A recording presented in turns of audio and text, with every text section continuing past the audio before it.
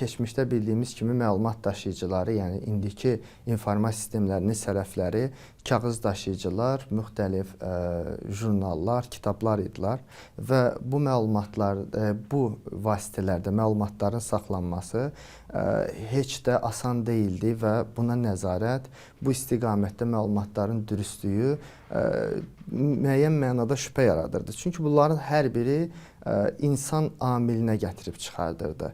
Nümunə olaraq baxsaq əgər keçmişdə hər hansı bir məlumatı, göstəricini biz təhsil müəssisələrini toplamaq üçün təhsil idarəetmə orqanının əməkdaşı müraciət etməli təhsil müəssisəsinə.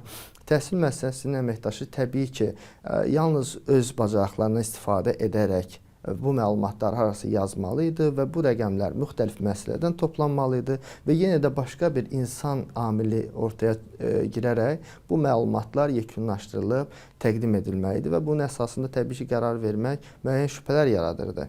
İnformasiya sistemi tətbiq edildikdə isə burada gətirdiyi ən böyük üstünlük olur ki, məlumatlar artıq daha əlçatan olur və daha dürüst olur. Biz artıq mərkəzdən heç kimə, belə deyək də, sorğu vermədən bu məlumatlara baxa bilirik. Bu dürüstlük də ki, təbii ki, qərar vermək üçün çox böyük göstəricidir və bu qərar vermə prosesini effektiv edir. Həmçinin də burada qeyd elədik ki, artıq biz insan amilini ortadan çıxardırıqsa, demək ki, biz hansısa resursa qənaət eləmiş oluruq. Demək ki, həm də informasiya sistemlərinin tətbiqi təhsildə bizə resurslardan səmərəli istifadəyə gətirib çıxardır. Bu da öz növbəsində idarəetmənin optimallaşdırılması deməkdir ki, biz artıq səmərəli istifadə etdiyimiz məlumatın toplanmasında azad etdiyimiz şəxsləri artıq təhsil prosesinin daha keyfiyyətli idarə edilməsinə yönəldə bilərik ki, bu resurslar digər sferalarda bizə lazımdır.